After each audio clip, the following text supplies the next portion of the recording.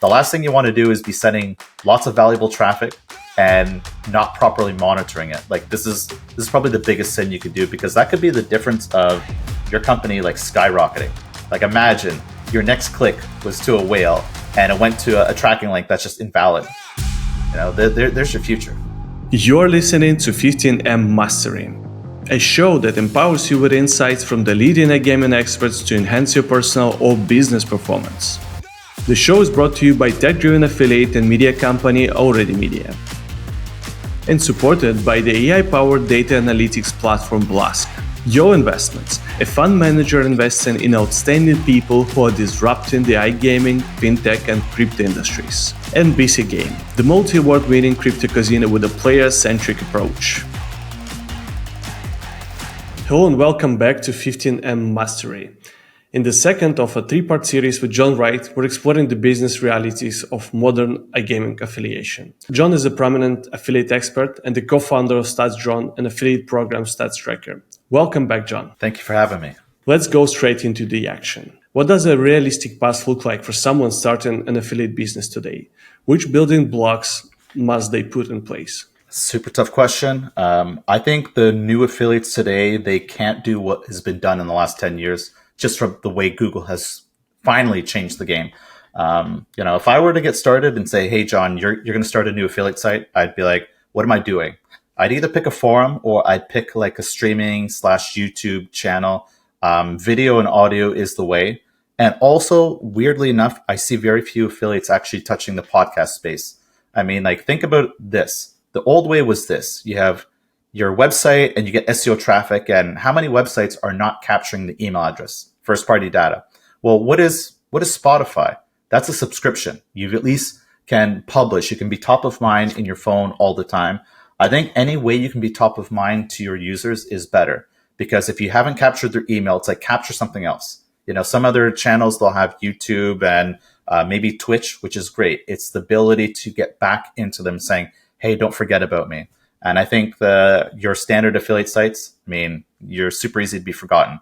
Unless you have insane data that no one else has, you will be forgotten. So in order to be not forgotten, I think the best way is also put you as a person out there, because people want to buy from people. I think this is the only way of getting started today. And to do it any other way, it's like, if you want to be behind a computer and be anonymous, you got to create an app, create value, create a product. It's all products from here on in. Yeah, I totally with you. And I recently had this conversation with someone about, the new path for the affiliation. So you mentioned a lot of cool ideas, but it all comes down to tracking, right? So how do you essentially attribute a user which you've sent from like a podcast, right? This like usual promo code mechanics, they don't work really well. And what happens is the user just organically grows and search for the brand you mentioned on the pod. But how do you attribute it towards your pod or any other of the hundreds of the podcasts, an operator bought advertising in, for example, which is a very tricky question. Yeah, I think like if you want to just get started and say, like, here's the reality. Most people, when they get started, they don't know what they're doing. Unless you're lucky enough to actually have an affiliate mentor, which almost doesn't exist, you have to kind of figure it out, and you got to just carve your own path. So you're going to get the tracking links. The best practice you can do is try to at least create campaigns for your tracking links. So when you log into these backends, you can say you get a default link. And what most affiliates do, which is kind of a bit of a mistake, is they use that single link for everything. So it's one default link, and they use it for their newsletter, their homepage, the blog post, for the podcast. But if you at least create a segment for each channel, what you're going to get is like, hey, what happens if not only are you getting some FTDs coming from your Spotify, but what if they're actually your best players, the highest value? You wouldn't know this unless you actually segmented this. And I know for a fact this is a mistake I've made a long time ago, where once I started to actually put more segments in place, it's almost infinite. Like if you have an ability to control your website and do one campaign per geo, or if you have multiple websites, it's one campaign per site, or another, like the channels is the most important one. That's the easiest way to get started. And in a perfect world, you'd have a done for you dynamic variable post-back solution where you don't even have to think. I think that's probably 1 year away, where my opinion is the best way you're going to get those tools is probably from an affiliate network, unless someone's crazy enough to offer you. I just don't see this happening. Like, we're probably not going to set this up for like a $29 a month link management tool. It's way too powerful, and there's a lot of data behind it. So yeah, maybe next year we'll see these tools in an affiliate network. But do you think is there a way for like modern affiliates to develop all sort of tools which will help them to, see the new feature of affiliation, like all these podcast kind of attribution tools, if it's even possible?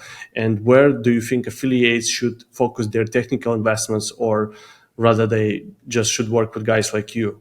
Yeah, tough question. I mean, my answer is going to sound biased, like, use us or use our competitors, like, Vunix and Rowdy, or like Trackonomics in the affiliate space.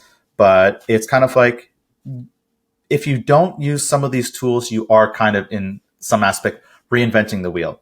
And here's one example of it. Not a lot of affiliates use a link manager. So it's a link redirect. So when you get that default tracking link, if you just paste that on your website and paste it like raw right on your Spotify channel in your newsletter, the problem is that what happens when that link is now invalidated? Like, they change software. So this is the reason why, one of the reasons why we created StatsDrone, was this concept of revenue leak. Like, if that brand goes out of business, or they change their geos, or they change software, you're now using a link that's invalidated. So if you pasted that same link on 100 pages, you now got to find every 100 pages and change that link. Whereas if you actually had a link redirect, that would help you say, okay, you know what? I changed it one space. It propagates to that 100 places, which you've probably forgotten where you've even pasted it. You can now manage it, and you can now at least go, well, wait a minute, how many clicks am I sending through these links? You can then map that across with the data in your backends, whether you use StatsZone or you log into the programs. You want to find opportunities where you're sending all this link traffic over here. And if you ever find any zeros coming on the affiliate program side, you have a problem. And I'm not saying the problem is on their side. It could be on your side. I do not know. You won't know until you at least find this. So the last thing you want to do is be sending lots of valuable traffic and not properly monitoring it. Like, this is probably the biggest sin you could do, because that could be the difference of your company like skyrocketing. Like, imagine your next click was to a whale and it went to a tracking link that's just invalid. There's your future. Yeah, I totally agree with you. I think like the question leads me to, sorry, your answer leads me to a next question about the commission models. Because if you think about the new ways of affiliation tracking, there should be a new way in how to monetize it. So beyond traditional affiliate commissions, whether it's CPA, hybrid, or rev share, do you think there is a room for like additional revenue channels, which like nowadays affiliates should be exploring? I think what is going to happen, one, affiliate should be exploring it. That's a given. I think a lot of affiliates don't always know where to start. So we know that the biggest companies, they're very experienced in this. They know how much they can get for like flat fees, and to kind of get like amplified rev share deals, or rev share and CPA hybrid deals. That's great and all, but there's a lot of affiliates that don't have this. And what we have is, we actually have, in my opinion, a bit of a small problem, where the biggest affiliates in the space, because they have these deals, they have instant arbitrage and an incentive to acquire a smaller affiliate site. Like, it's almost like, how long would it take to recover the ROI of buying a website? Now, for people like you, this probably works in your advantage, because you know that when you see that a company doesn't have deals, you're like, well, I'm optimizing my deals right off the bat. I think and hope what could actually change, just to not necessarily level the playing field, but make it more accessible for smaller and mid-sized affiliates to actually grow. Like, remember when we're talking about streamers? It's like, how does the streamer survive here? I think the bridge that's going to connect all these dots is going to be probably through an affiliate network. Because what's an affiliate network? The network goes to the operator and says, hey, look, I've got 500 affiliates, and we represent maybe 25,000 FTDs per month. If you want access to it, we need this deal. So of course we know the whole model. The affiliate commands this 45% rev share and 200 euros CPA, and then the affiliate's getting maybe 35%. But that deal is still better than what they would have got on their own. Like, I know for a fact, I've tried getting CPA deals when I had a smaller affiliate site, and the message I got over and over again was no. And I'm like, wait a minute, if I just become acquired by the big affiliate you're already dealing with, you're eventually going to start paying these premiums. So if something doesn't change, like, we're going to get this situation where operators are complaining that most of their traffic is coming from low margin, high volume affiliates. and who's making all the money in this space. I think when we see a bit more balance, I'm not saying let's take away from the affiliates and give back to the operators. I'm saying we need healthy operations because every time an operator goes out of business, everyone's losing money here. You as an affiliate, when you send that click and that player to an operator, the second they go to business and you had a rev share deal on it, I mean, it's done. Like, don't we want like long share, like rev share that's got longevity to it? I think that's where it'll come to. And again, no one really wants to deal with this logistics. I think affiliate network is going to take this off their hands. And I think that the next step on top of this is going to be some type of bidding network, similar to what you have with like Google AdWords. Like, imagine you're an affiliate manager and like, I can go to one platform and start going, wait a minute, how much more traffic can I get if I start micro paying or flat feeing, and what can that do?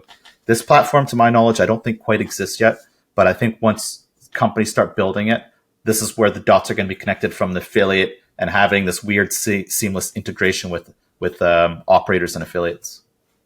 Yeah, I think the ultimate DSP of affiliation is something that existed before. I heard a few companies building it, but essentially it all comes down to the business development and how well you kind of push your offering and your product on all these like available platforms. But once you start getting some traction, I think everyone will just start talking, and the momentum and the snowball effect will just get you pretty much everywhere.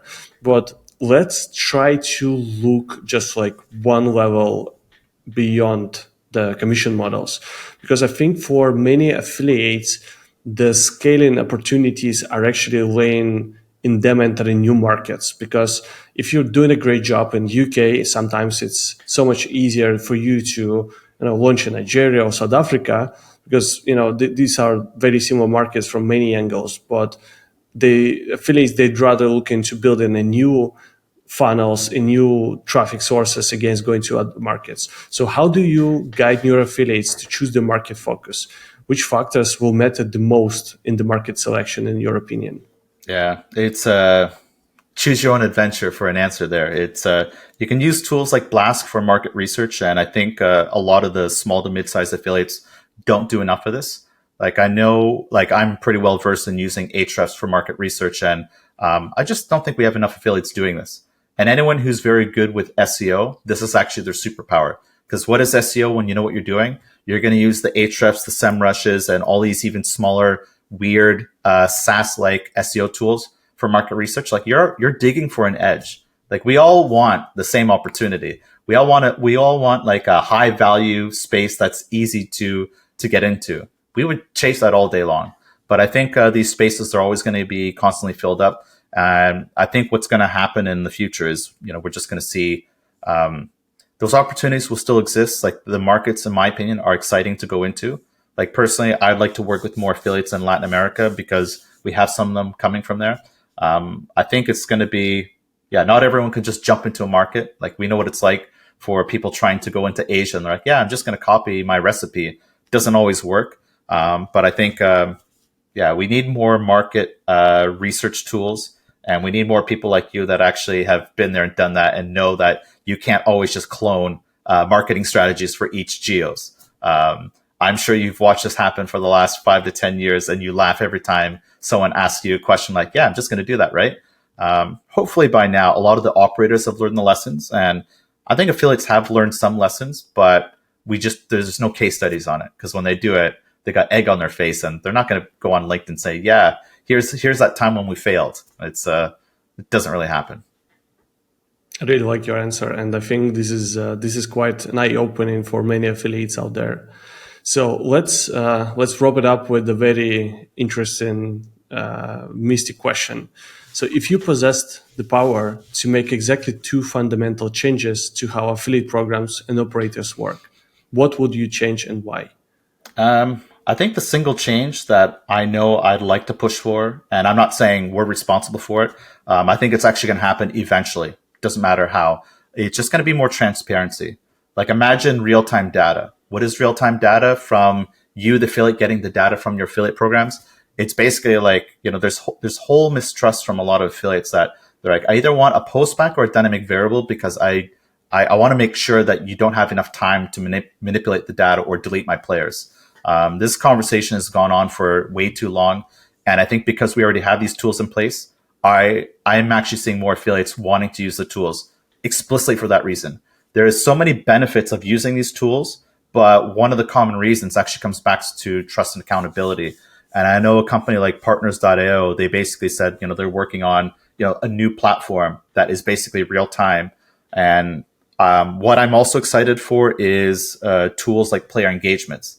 Like imagine not only getting the geo breakdown, but what games are they playing? What deposit methods are they using? This data, like you give that back to affiliates, they're going to be able to reorganize their entire content go-to-market strategies. We just need more of that. Like our industry is hungry for data. Give them any data, and it's a stepping stone. And I'm excited that this is going to happen without intervention of us as a company or other companies. It's the market's created the demand for it. So they're doing the right thing for the wrong reason. They're doing it for not because of ethics. They're doing it because of business. And it's like, if you want this business, this is what you have to do now. Awesome answer. Thank you so much for your insights, and thanks a lot for a great episode, John. Thank you.